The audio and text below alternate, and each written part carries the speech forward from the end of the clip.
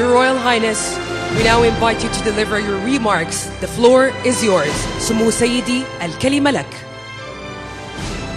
فخامة الرئيس دونالد ترامب، الحضور الكرام، يسعدنا نلتقي بكم اليوم في واشنطن بعد 6 أشهر من انعقاد منتدى الاستثمار السعودي الأمريكي في الرياض، الذي انعقد خلال زيارتكم فخامة الرئيس، حيث وضعنا الأسس لشراكة تقوم على النمو والتنويع الاقتصادي والابتكار، كما وقعنا وثيقة الشراكة الاقتصادية الاستراتيجية بين بلدينا في خطوة تاريخية لترسيخ التعاون الاقتصادي. واليوم يسرنا توقيع اتفاقيات ومشروعات استثمارية جديدة تتضمن قطاعات الدفاع والطاقة والذكاء الاصطناعي والمعادن النادرة والقطاع المالي، مما سيسهم في توطيد فرص فرص وظيفية كثيرة في بلدينا والنمو الاقتصادي في بلدينا. ونتطلع أن يسهم هذا المنتدى لتعزيز العلاقة التاريخية وتطوير مسار الاستثمار بين بلدينا بما يواكب طموحاتنا، وادعوكم إلى اغتنام الفرص الجاذبة التي توفرها الشراكة السعودية الأمريكية. واشكر فخامتكم على اهتمامكم بتعزيز الشراكة الاقتصادية، والتي نثق أنها ستشهد نمو غير مسبوق خلال السنوات القادمة. شكرا فخامتكم.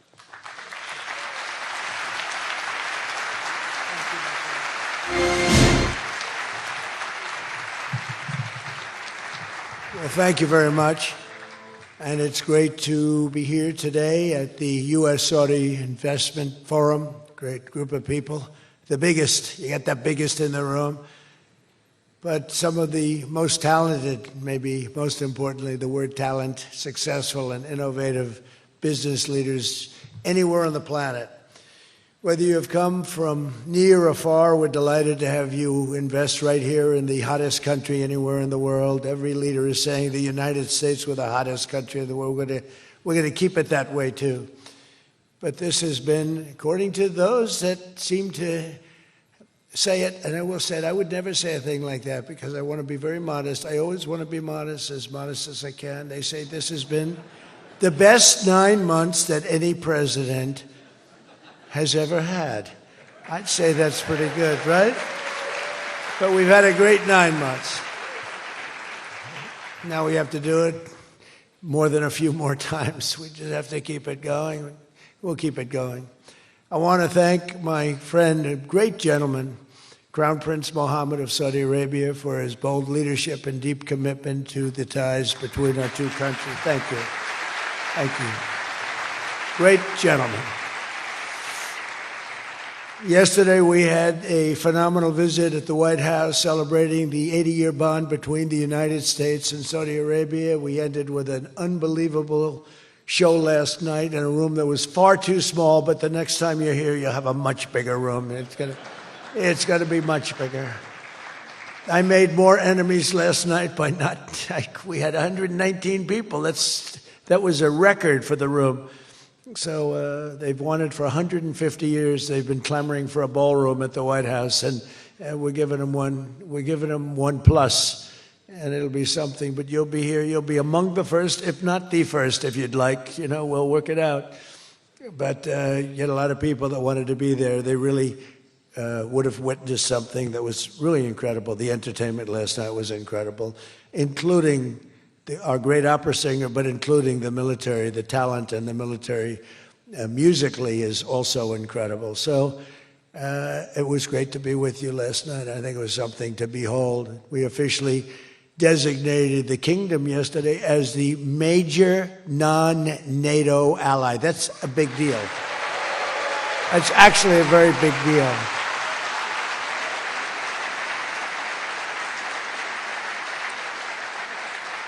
Great honor. That happens seldom, very seldom, if at all. So I just want to congratulate you on that. That's a sign of trust. We signed a historic strategic defense agreement yesterday also, and that's something that is likewise very rare, and it's a very honored company that you're in. And we're going to be selling Saudi Arabia some of the greatest military equipment ever built.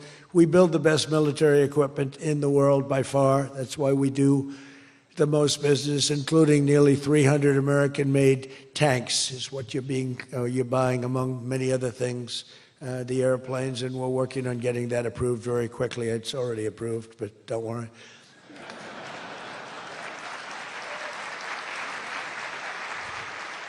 We have to go through a process. The process will take, Elon knows, the process will take about, would you say 24 hours? I think so. You're in good shape, very good shape. The partnership between our two nations is among the most consequential in the entire world, and together the Crown Prince and I are making an alliance stronger and more powerful than it's ever been before. We've had good relationships and frankly not good. You didn't have a good relationship with Barack Hussein Obama. You didn't have a good relationship with sleepy Joe Biden. But you had a great relationship with me, and now it's as good as it was, and probably even better if you think about it, because we took the dark cloud away from your country. It was called Iran and its nuclear capability, and we obliterated that very quickly and strongly and powerfully. But that was a real cloud over the whole Middle East, and now they want to make a deal. They want to make a deal. They want to see if they can work out a deal with us, and we'll be doing that probably. But that was a terrible cloud that you had to live with for a long time. 22 years they were thinking about doing that, the B-2s. That was even before the B-2s. Those B-2s, what machines they were, they flew in, they were undetectable, and they dropped their payload, and every single bomb hit its exact mark, which was a shaft going deep into the mountain. And every single one of them hit, and it was total obliteration. And then I was criticized by some of the fake news for saying the word obliteration was too strong, perhaps. They had no idea. Nobody saw it. 3 days later, when the Atomic Energy Commission went, they said it was total obliteration, beyond obliteration, they said.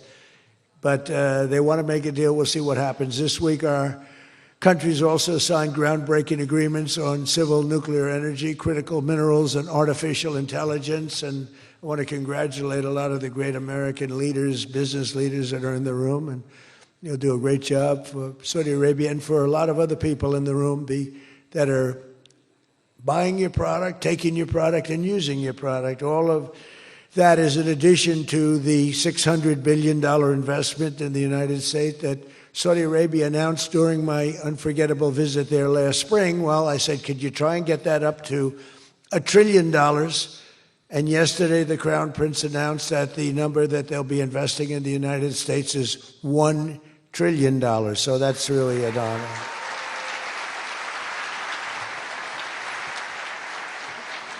And we just took a picture backstage with some of the great business leaders and some of the great people, friends of mine from your country, and beautiful picture. And while we were taking the picture, I said, could you make it 1.5 trillion?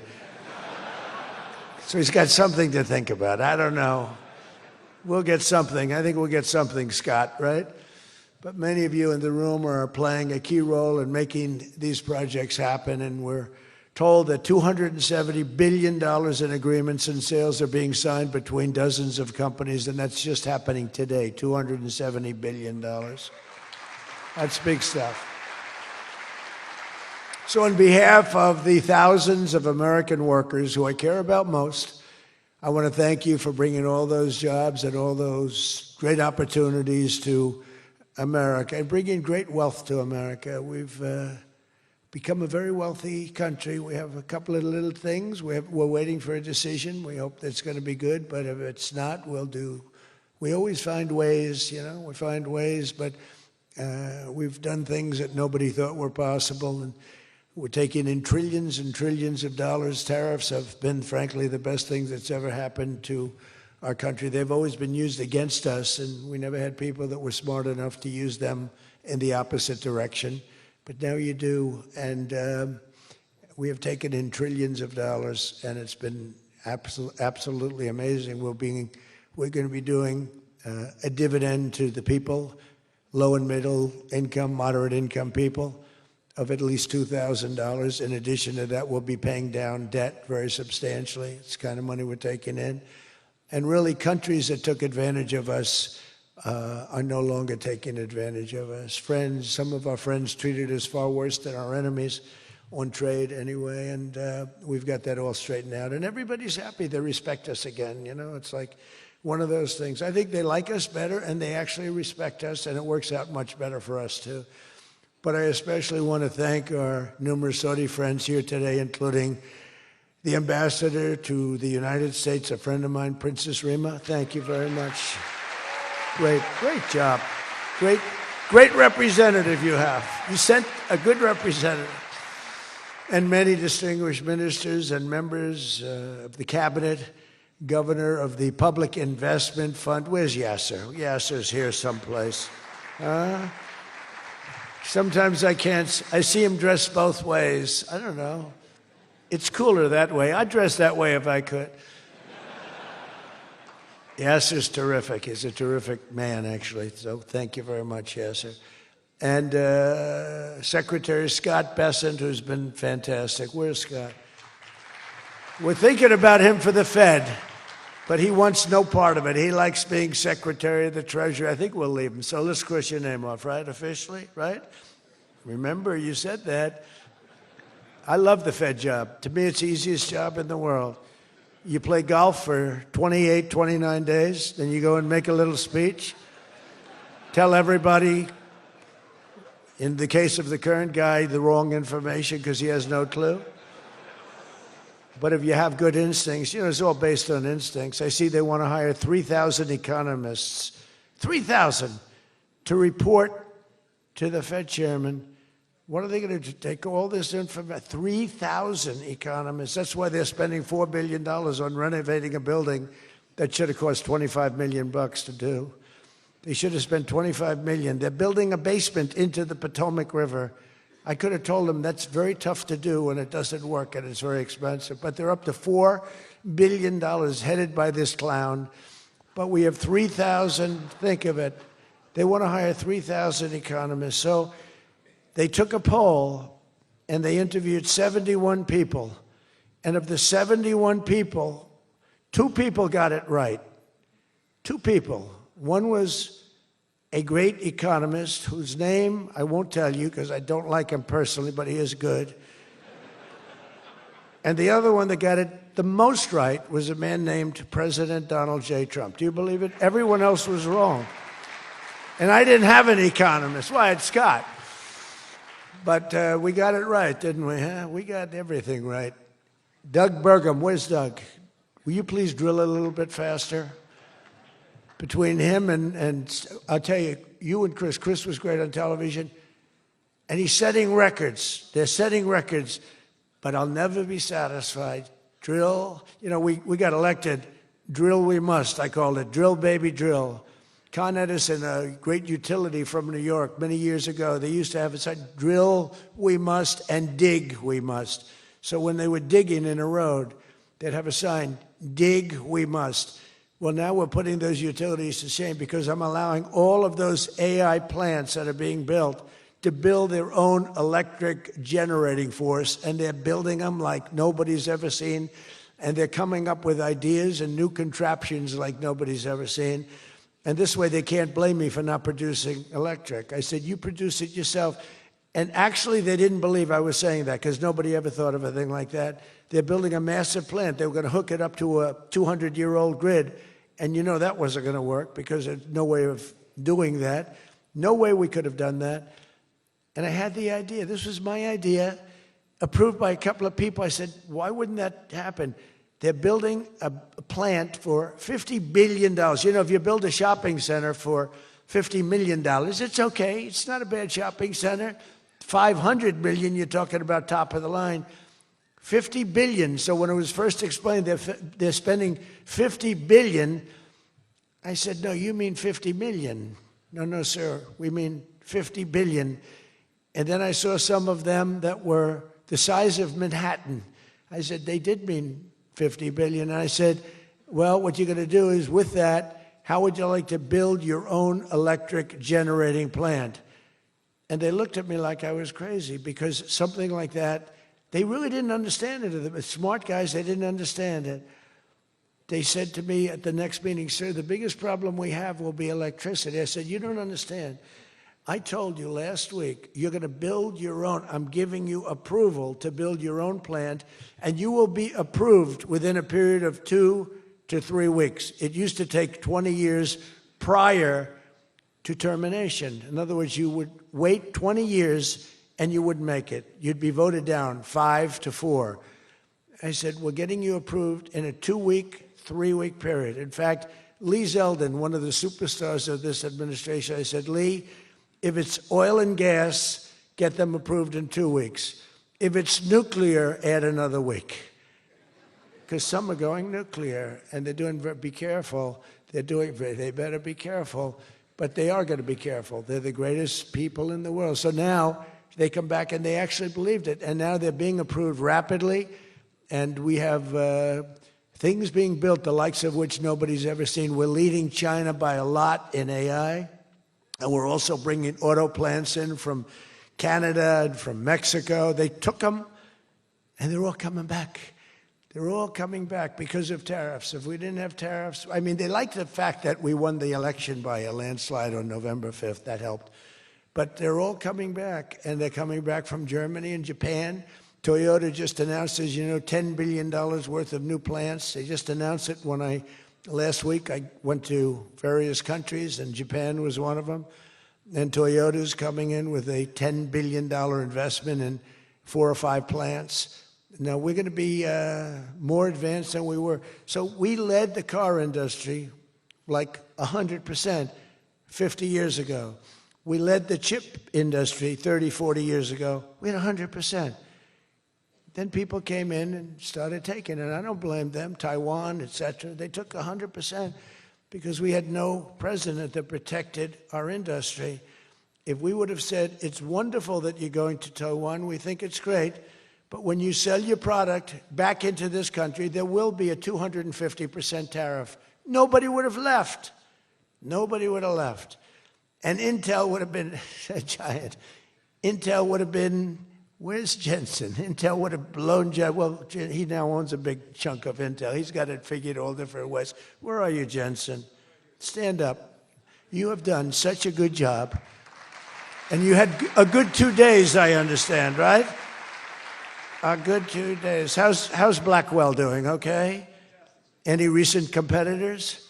Anybody going to blow Blackwell away in the next week? They say 10 years. I don't know, maybe 2 years, 3 years. But you will not be stopping there. You'll be going further fast, right? An amazing job you've done. I want to thank Howard Lutnick and Christy Noem for being here. Christy, Howard, good job. Really good job. My daughter Tiffany's here with her great husband, Michael. Thank you very much, Tiffany. Thank you, honey.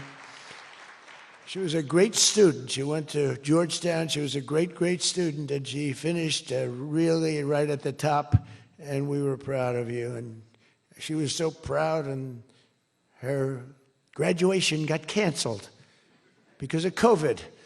But I say if her name were something else, they probably wouldn't have canceled it. They didn't like that she did so well in school. They weren't happy about it. I say they canceled your graduation because you were a great student, and they didn't want, but other than that, I have no problems. You see, I don't take anything personally. Anyway, great job. And of course, hundreds of the top minds in technology, finance, and private enterprise from both Saudi Arabia and the United States. But my message to all of the leaders and investors with us today, and they are the best in the world, is very simple. Under the Trump administration, America is back and America is open for business. And America is actually stronger than it's ever been before, ever. We rebuilt the military in my first term. Foolishly, we gave a little bit to Afghanistan, but not very much compared to what we built.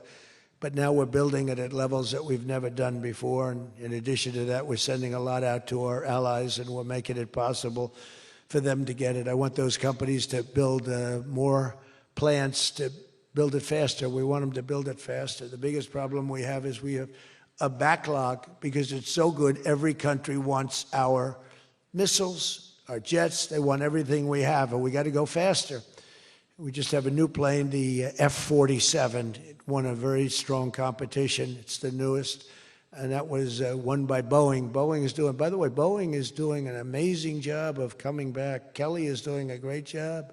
They're really moving, and it's really great to see. But they won the competition for the jet fighter, and they say it reaches levels that has never been reached, both in terms of stealth and speed and everything else that they go by. So they're just completing their factory, and they've already started work on the F-47. How did that number get chosen? I don't know, but I didn't pick it. I did not pick it. It was said, "Sir, we'd like to present you with the F-47. I said, "That's an unusual number. How did you pick that number?" After 4 years of economic nightmares under the previous regime, Sleepy Joe Biden, he was a sleepy guy, wasn't he? Think he would have been here today? I don't think so.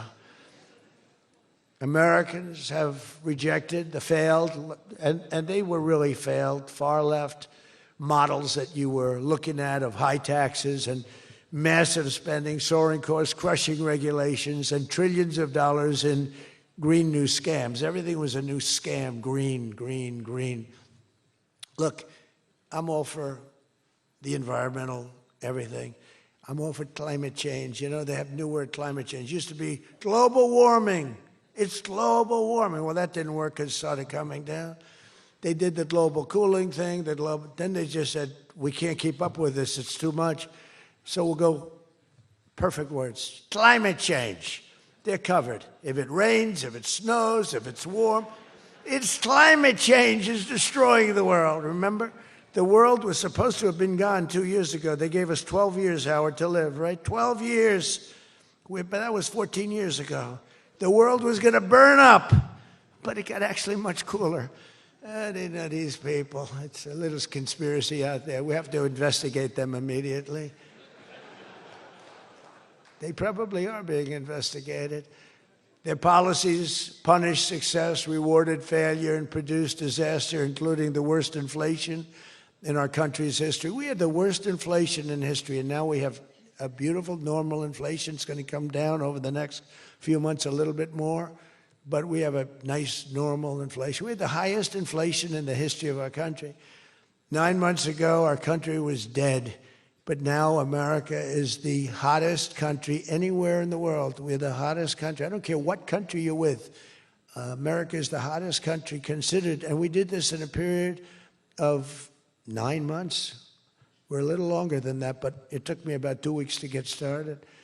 We're rewarding those who build and create, invent, and invest in the USA. And you know, our big, I call it the great, big, beautiful bill. It's the biggest bill ever passed in the history of Congress. And Scott and I and all of us, we sat down and we said, let's do it, along with the Speaker and John Thune and everybody, said, let's do it all in one bill. And a lot of people were they said, you'll never get it approved. And we didn't have a huge majority. We had a huge presidential win. We won everything. We won all 7 swing states. We won the popular vote by millions. We won everything. But the one thing, we won one, it's called districts. The country has districts. And we won in terms of districts 2,750 to 550. And that's why when you see the map of the election, it's the whole country, it's all red. And it's pretty amazing. 2 little blue streaks on the right and on the left. And they're very little and getting smaller. But it's been pretty amazing. But in 4 long years, Joe Biden secured less than $1 trillion. In 9 short months, I've secured $18 trillion to rebuild our factories, create hundreds of thousands of jobs, and bring back those beautiful words, made in America. So think of that. He did less than $1 trillion in 4 years. And in 9 months, we've done more than $18 trillion, okay? That's called success. And we think that by the end of the first year, it'll be over $20 trillion. So, and thank you very much. You helped with that little boost you gave us, that little increase. We appreciate it so much. We appreciate you. So it's just one example. Under the deals being signed this week, workers at GE Aerospace, I think he's here. Where is he? Stand up. What a job you've done with your new engines. And where are you? You're there. It's not a very good location for you. I thought you have been amazing. Great new engine that's supposed to be more efficient, more powerful, and less costly. That's not a bad combination. But GE Aerospace will soon be delivering dozens of new airplane engines for 787 Dreamliners in Saudi Arabia's commercial fleet. Big order. It was a big order just secured.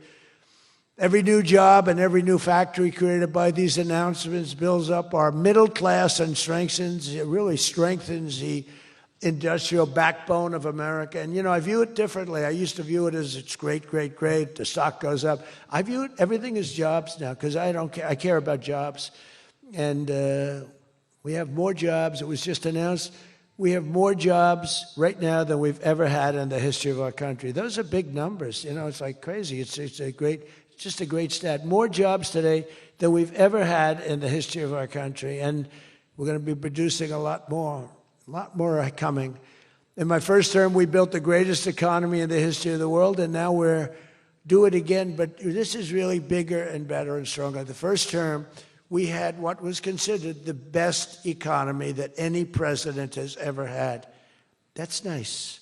And we got hit with COVID, remember? And we did a great job with COVID, but that was a horrible thing for the whole world. The whole world suffered. Your country suffered. Everybody suffered. And despite that, we had the greatest economy. And before that, forget it. We blew it off the charts. I'll never forget, I met with pollsters the day before I got the news about COVID. But I met with two pollsters because we were starting to think about the next election. They said, sir, if George Washington and Abraham Lincoln came back from the dead and they aligned and they went for the president, vice president as a combination, you'd be beating them by 25 points. And then the next day I was told that something strange is happening. There's a lot of death being reported in a certain country. I won't tell you which one because that country is well represented here. But you know which one. And thousands and thousands of people are dying. And I said, that's strange. What would that be? And it turned out to be a disaster for the world. There's, nothing has been seen like that since 1917. I always thought that when I heard, pandemic or anything you want to call it, but I always thought that was like an ancient phenomena, that could never happen in modern times, but it did. But we did a great job with all of the things that we did with the vaccines, with so many of the drugs that we came up with, making you better. Regeneron is an example. Regeneron was fantastic. I give them great credit for what they did. But we did great, and then we started doing the gowns and the masks and the goggles and the ventilators. We were sending ventilators all over the world. We became the king of ventilators. But what a period of time that was for all of us. But despite that, we had the greatest economy in the history of we had the greatest economy in the history of the world. And I'll tell you, it was an amazing time. But this looks like it's going to be blowing it away, because when these plants, which are being built now, and many are going to be started very shortly, many, but when they open, we're going to see numbers the likes of which nobody's ever seen before. And, in some cases, you're building extremely complex plants. You're building plants to make computers and to make telephones, to make a lot of different things, missiles. But you're building plants that make things that are very, very detailed, and you have to have great knowledge. And you're coming here and you find, if we don't have people that did that before, we are allowing you, and I may take a little heat. I always take a little heat from my people, the people that love me and the people that I love. They happen to be toward the right of center, toward the right. Sometimes they're way right. But if you have to bring people to get those plants opened, we want you to do that, and we want those people to teach our people how to make computer chips and how to make other things. You can't come in, and I'm explaining, you can't come in, open up a massive computer chip factory for billions and billions of dollars like is being done in Arizona, and think you're going to hire people off an unemployment line to run it.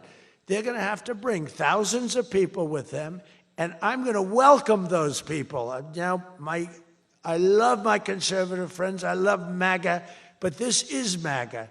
And those people are going to teach our people how to make computer chips, and in a short period of time, our people are going to be doing great, and those people can go home where they probably always want to be. When people are born someplace, they tend to want to go, and we have the greatest country in the world. but they want to go. But they're going to do. We had one case in Georgia where a battery factory. Batteries are very dangerous to make. They're complex, much more complex than people understand. And they spent $1 billion to build a factory.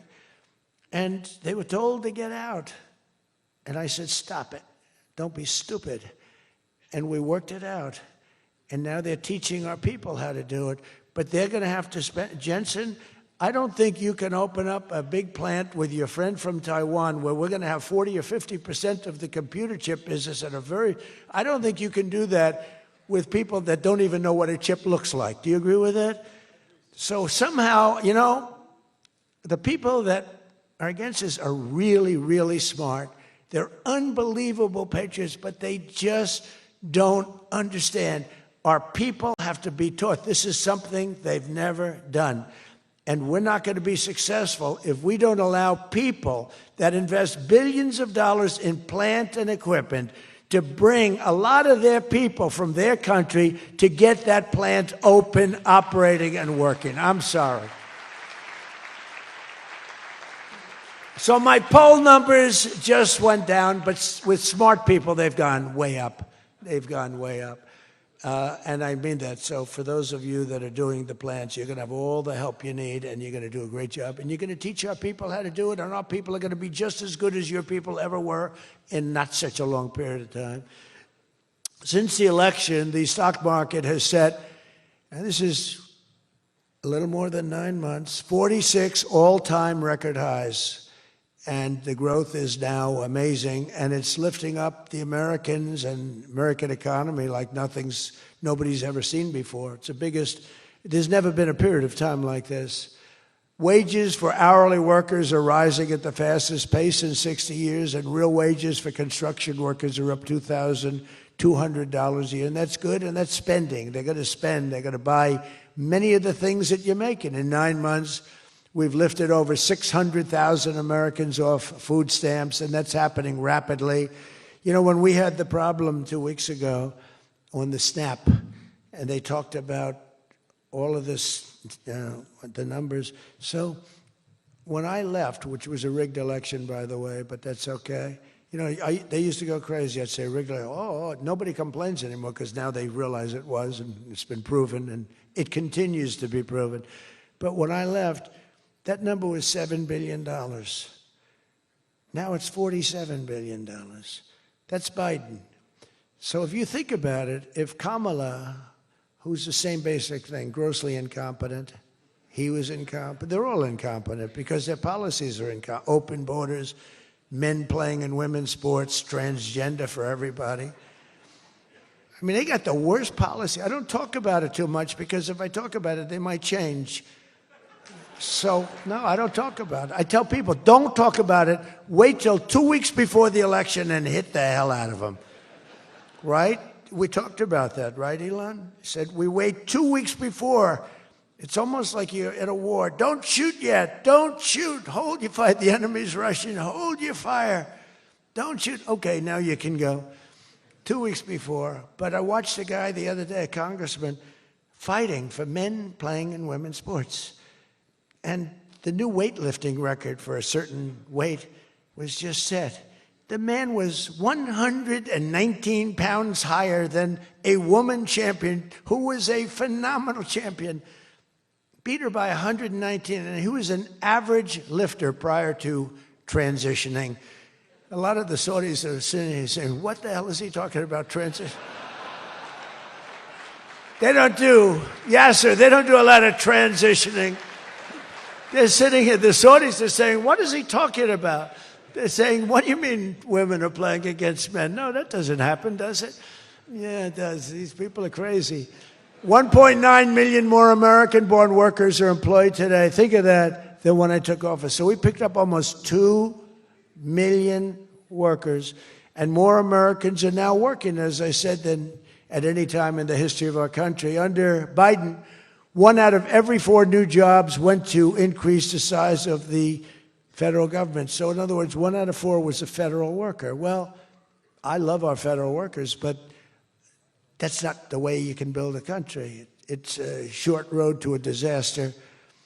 Under my administration, 100%, think of that, of all new jobs created came out of the private sector. In fact, the federal government, we cut thousands and hundreds of thousands of jobs out of the federal government. Now, if I wanted to do something for purely political reasons, I'd say, Susie, let's hire a couple of million federal workers. And you know what happened? Unemployment is unbelievable. We don't do that. They did that. They used to hire workers in order to fudge up the numbers. The federal workers. By the way, Susie Wiles, most powerful woman anywhere in the world by the biggest, most important magazine. Susie Wiles, she had a father, Pat Summerall, the great announcer, football. He was a great football player, became an even greater, the voice of the NFL, and he was supposed to be a tough cookie, and I believe it 100%. Most powerful woman in the world. She can take out a country, take out a country with one phone call. That's power. I don't know if I could do that, but she could. Thank you, Susie. Do you feel good about the job you're doing? Huh? She's never going to be satisfied. She's doing a great job. We're also making incredible strides to make America affordable again. That's a new word that they're using. Affordability, they talk. They had the worst inflation in history. They had the highest prices in history. The country was going to hell. The only thing that we're going up in is our stock market, okay? The only price that we really have, I mean, we're bringing prices down, but they came up with a new word, affordability. And they look at we were all about affordability, and everyone assumes that that meant that, no, their prices were high. If you look at the numbers, since I took office, core inflation is now below 2.7%. It was at numbers that nobody had ever seen before with them. Walmart just announced that the cost of their standard Thanksgiving meal is reduced by 25% this year from last year. So they make, look, the Democrats, I don't know, some of you are probably liberal Democrats. I don't know about in your country. I don't know if you know that word, liberal. The word liberal doesn't exist. But they have a new word now. You can't use liberal, you have to use the word progressive. And I don't like using it. It's a beautiful word, progressive. Progressive, that's not them. They're regressive. No, they're regressive. Think of it. So if I don't get in, we have $20 trillion. Let's say she gets in. Instead of $20 trillion, you'd lose $10 trillion, and your welfare and other benefits would go up by 30%. Look at SNAP. Look at what happened there. From 7 million to 47. From 7 billion to 47 billion. It would be that. So we would lose business. Countries and companies and people would flee our country. They would flee, and all of the other things would go up. In other words, would end up with a shell of a country, and I'm being nice when I use the word shell. This country would have been in big trouble, and I don't want to get him in trouble, but that gentleman right there, the most respected man in the room, that's today because we're here. Most respected man, I have to say that. Don't worry, when I'm with other countries and the leaders sitting there, I say the same about them. Don't worry. Don't get carried away. No, the most respected, one of the great leaders, he told me when I was in his country, he said, and I use it all the time. Sometimes I refer to him because I have great respect for him. I figure it sells better. But he said exactly these words. He said, it's amazing what you've done. 1 year ago, your country was dead, and now you've got the hottest country in the world. You were the first one that said that. And I've used your name hundreds of times. I use your name, I say, that king of Saudi Arabia said. But anyway, but it's true. We were a country that was in really bad trouble. We were a country that would have been dead, I believe, within a year or 2 years after the election. We were headed in a very bad direction. And now we're headed in the best direction, I think, that we've ever been headed. According to the USDA, Turkey is down, think of that, 33%. And I'm not talking about the country of Turkey. He's doing fine. Erdogan is doing good. Just want to, I don't want him calling me. I'm not down 33%. He's a friend of ours. We got to take care of our friends. Since March, egg prices are down 86%. Think of 86%. Many other prices are down in a similar number. When I first came into office, my first 3 days, I had a news conference, and they started screaming at me. Those people, that's a lot of people back there. Look at all the fake news. They started screaming at me, eggs, eggs. I didn't know anything about it. I said, what's going on with eggs? They're up quadruple. I said, I've only been here for 3 days. And we'll work on it. And we got them down very substantially. They said, don't buy eggs for Easter. At the White House, we have an Easter egg hunt. We buy thousands of eggs. People come from all over, thousands. They asked me, sir, would it be possible this year to buy plastic eggs? I said, I'm not buying plastic eggs. The kids are going to pick up an egg. They're going to, what the hell kind of an egg is this? And we bought maximum number of regular eggs, and we got the prices. Brooke Rollins did a great job, Department of Agriculture. She did a fantastic job. And eggs are way down now. Mortgage rates are down despite the Fed. Scott, you got to work on this guy. He's got some real mental problems. No, there's something wrong with him. It's just sweet. I'll be honest, I'd love to fire his ass. He should be fired. Guy's grossly incompetent. And he should be sued for spending $4 billion to build a little building. I'm building a ballroom that's going to cost a tiny fraction of that, and it's bigger than the whole thing put together. You got to work on him, Scott. The only thing Scott's blowing it on is the Fed. Because the Fed, the rates are too high, Scott. And if you don't get it fixed fast, I'm going to fire your ass, okay? I can't tell you, Scott, sir, don't fire him. Sir, please don't fire him. He's got 3 months to go. Don't fire him. I want to get him out, Scott. Please. He's the voice of reason. You're very lucky you have him, I'll tell you that. Done a good job. I think Howard's a little bit more for firing him. Right, Howard? I think Howard would say, get him the hell out of there. Anyway, well, congressional Democrats wanted the largest tax hike in history. They wanted to raise your taxes by 42%, 44%.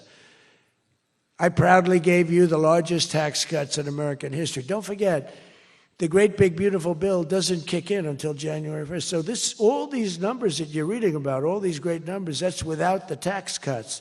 The tax cuts take effect on January 1st, and that's no tax on tips, no tax on overtime, and no tax on Social Security for our great seniors. Even people that go buy a car, they've never had this. You know, middle-income people don't know what the word deduction is. They don't know. This room, they live on deductions. Me too. How much of a deduction do I get? We all live on it. Middle-income people, they don't know about that. They don't really have deductions. We're giving them a deduction on the interest if they buy a nice Tesla car and they borrow the money. You're so lucky I'm with you, Elon. I'll tell you, has he ever thanked me properly? Although I do let him buy other than electric cars, but these are minor details. You know, we had a mandate, which even Elon thought was ridiculous, that everybody has to have an electric car by 2030. And once, fortunately, he said, that's a ridiculous thing. So I keep quoting, but I'm giving them a deduction. Now, Elon would like to have it differently. A deduction only if you buy a Tesla, right? But we'll let it be for everybody. But think of it. You get a deduction on the loan, on your interest payment. I think that's going to be an unbelievable boon to car sales. I think it's one of the biggest things, and we'll see, but I think it's going to be. And the biggest thing I've done for business and jobs is deductibility, where all of that money that you're spending, 100%, think of it, expensing for all new equipment purchase, factory construction, including structure. Every single thing you're allowed to deduct, expensing 1 year. And that's what made our first tax bill, in my opinion, more than anything else, bringing your money back in. We have that, we have everything. Trillions of dollars, hundreds of billions, but trillions of dollars. Apple alone, Tim Cook brought in hundreds of billions of dollars. You couldn't do it under the old tax code. You'd have to pay so much tax, and just the bureaucracy of it. We made it very simple. We charged a fair rate, and we took in billions. Well, we have that. But the expensing, to me, was the thing that made it so successful. And the other thing is all of those tax cuts that we got, that was the largest tax cut in history. On top of adding to those cuts, we extended the original tax cuts. If we didn't extend, you would have had about a 58% tax increase from that point, and we were able to get that extended. So I want to thank the Speaker of the House, and I want to thank John Thune. And a lot of people thought that bill, because we put everything into that one, we took 4 years' worth of things, and we put them into the great, big, beautiful bill. And we got it passed. It was close, like about a quarter of a vote. It was on fumes. We thought for a couple of moments we were not going to be able to get it. Then we would have had to have it in 9 or 12 or 14 different bills. And I don't think we would have gotten many of them approved. We would have gotten some easily approved, but some we would have gotten no votes on. By putting it all together, we got everything.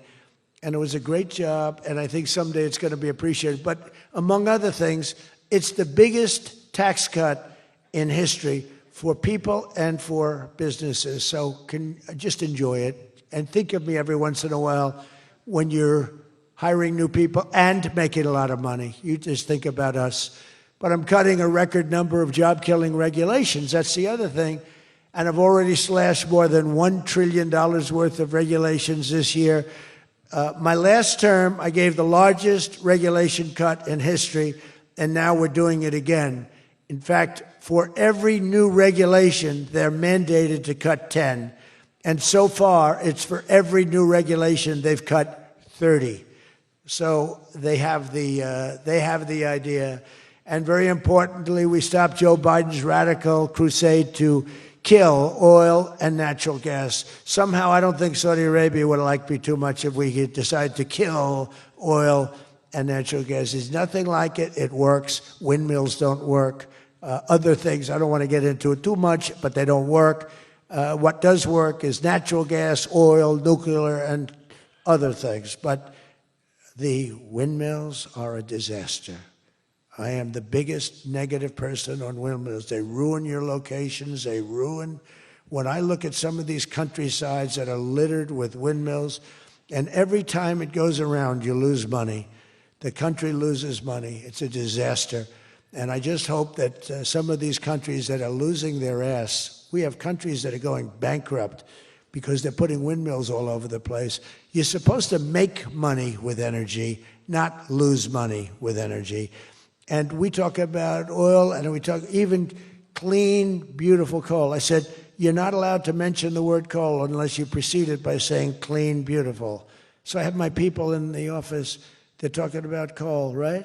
And they're going, sir, a clean, beautiful coal is doing very well, sir. And then 2 minutes later, clean, beautiful coal. Then he mentions the third time, sir, coal. No, it's clean and beautiful. Because it needs a public relations help. Coal needs a little help, public relations-wise. So we refer to it as clean, beautiful coal, and it does have its place, that I can tell you. But we're streamlining permitting for all new energy projects, all new mining projects, and what used to take 28 days is now down to very little. But we had times when, not 28 days, we had times when things would take 14, 15, 16, and even 20 years to get approved. We have a maximum day, 28 days. That's the maximum it'll take. It'll never take more. You can come in with $1 trillion factory. You can come in with what it takes, a maximum of. You don't have to go years and years and years, be abused by bureaucracy. If you build a plant now, you're going to have your plant done within 28 days. And a lot of you are all, because I see everyone shaking their head, you're all agreeing. We're getting you approved by very smart people quickly. You know, when you used to walk in with plans done by the best engineers in the world, thousands of pages, and drop them on some guy who's been there for 28 years approving environmental impact statements, and he's looking at pages that he's never seen, and he's supposed to approve it. He has no idea what the hell is in those pages. So we know what we're doing. We're going to get maximum is 28 days. That's why we have so much under construction, and people can't believe it. They can't believe it. And again, remember what I said, most important thing, you're building your own electric plant. You're really becoming a utility in addition to doing what you're doing. But you're building all of the excess, all of that energy, all of that electricity is being built.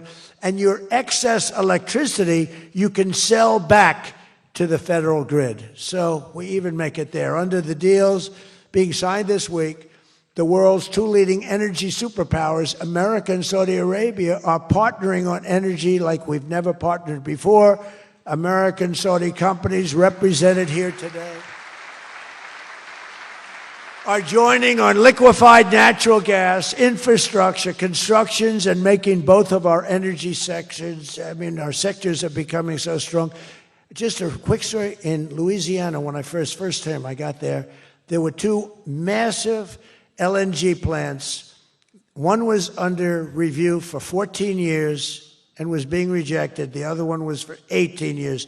The people of Louisiana, Doug, you know exactly what I'm talking about. And one was $20 billion, one was $24 billion, like the biggest things, like 3 Empire State Buildings lying on its side. It was massive.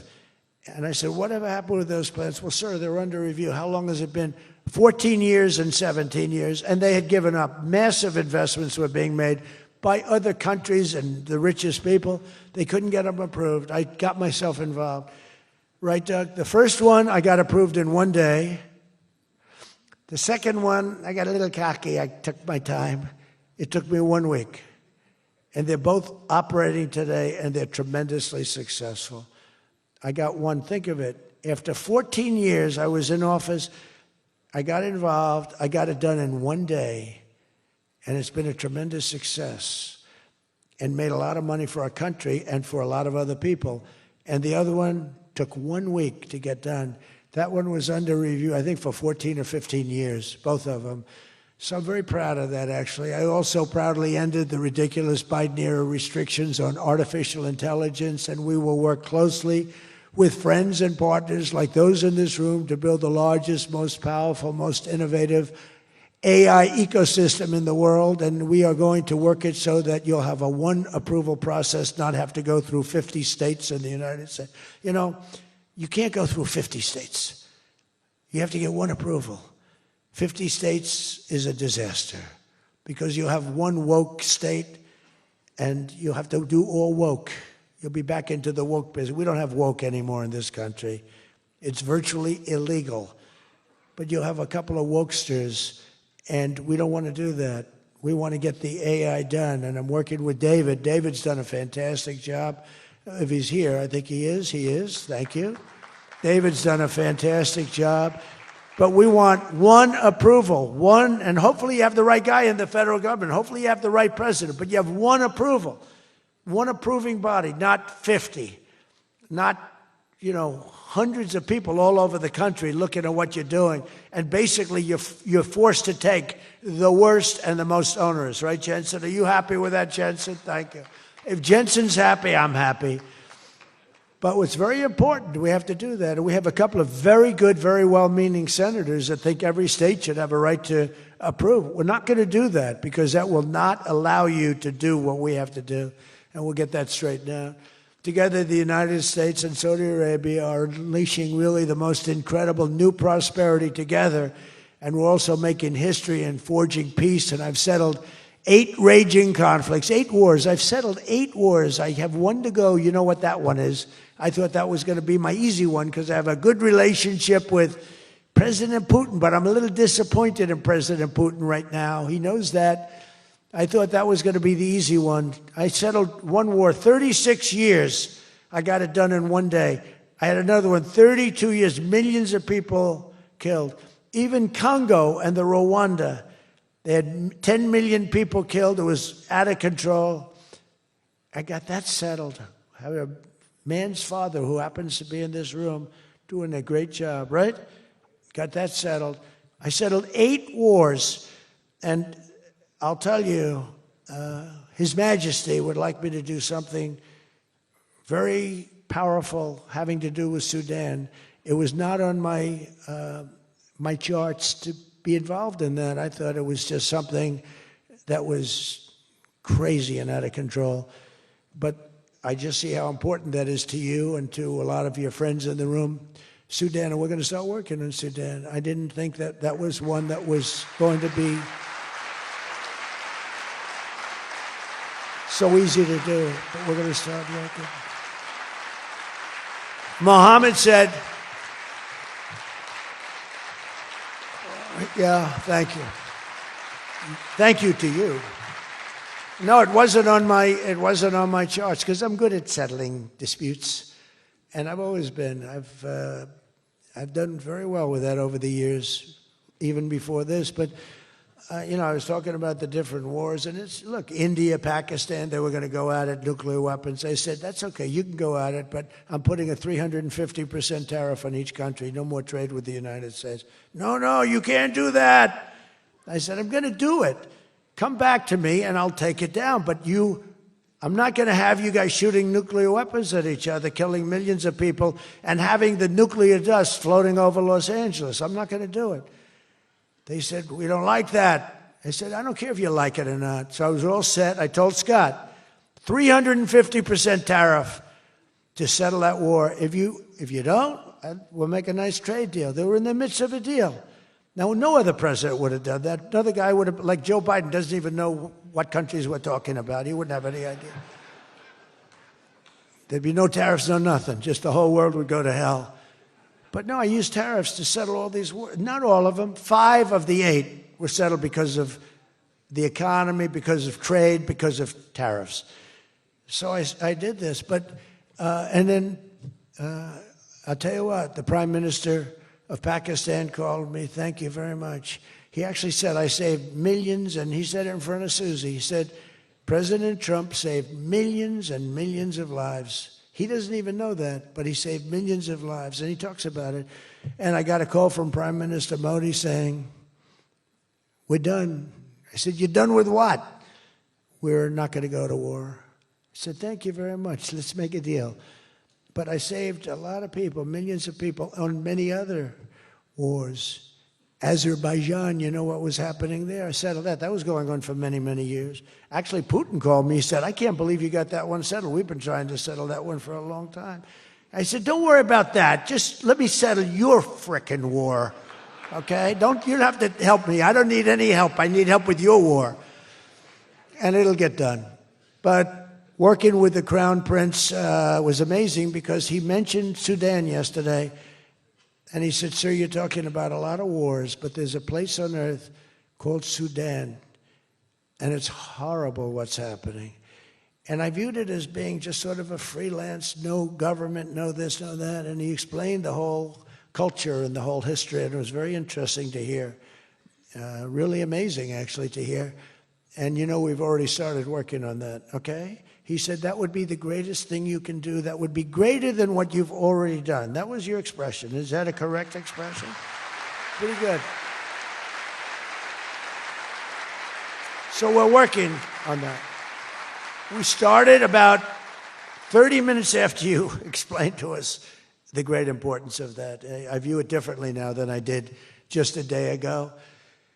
But we also, as you know, we had a historic ceasefire. We ended the war in Gaza. And 2 days ago, incredibly, the United Nations Security Council backed the Trump peace plan. And we have a great peace plan. We have peace in the Middle East. This is a strong peace, too. They say, oh, it's tentative. It's not. This is a very strong peace. We have 59 countries signed on. And when there's problems, I'm getting calls from countries. They want to go in and lead the fight to solve the problem if we have any problems. But right now, it's looking very good and endorsed. They endorsed the United Nations, what's called the Board of Peace, chaired by a person called Donald J. Trump. I accepted the chairmanship. They asked me to be chairman. That's what I needed. It's just a little more work. But it's a great honor. That'll be the greatest board ever assembled. When do you see this board? This board will blow every board away. And I believe we're going to be lucky enough to have the Crown Prince be a very distinguished member of the board. But we're going to have the heads of the Board of Peace. And I think it will go long beyond Gaza and the Middle East. I can see that going long beyond There'll never be anything like this in terms of, I know you all have wonderful boards, but this is going to blow it away. It's going to blow them all away, and it's going to do some really good. So in the coming months, the Crown Prince and I are going to ensure that the ceasefire and everything else that's going on that's so positive in the Middle East, hard to believe. I mean, I've grown up, peace in the Middle East. I used to have peace, peace, peace in the Middle East, but never happened. We have peace in the Middle East. It's an amazing thing. Nobody thought, 3,000 years they talked. Nobody thought it would happen. In just 9 months, our administration has achieved more than most other administrations achieve in 8 years. And we're leading again in just every country. We want to win. We want to win for you. We want to win for ourselves. We want to help our allies. We want to change our enemies. We want to change our enemies. I'm being nice when I say it that way, but we want to change them. And if they don't change, we're going to be nasty. But hopefully we're not going to have to be nasty. But we want the world to prosper. We want the world to be safe.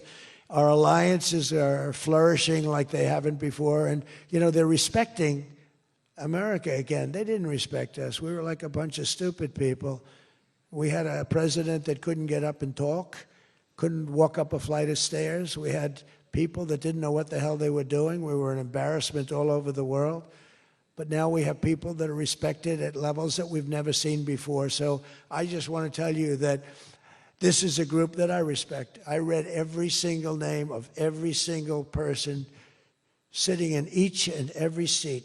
And I either know you or I know of you. This is an amazing group of people. And it really is headed by that gentleman sitting right smack center with 2 seats in between him. He wants plenty of room. And he's going to be the king of Saudi Arabia right now. He's the most distinguished gentleman. He's my friend. And thank you very much for what you've done for us, and we will always be with you. Thank you, Mohammed. I appreciate it. Thank you, everybody. Thank you very much.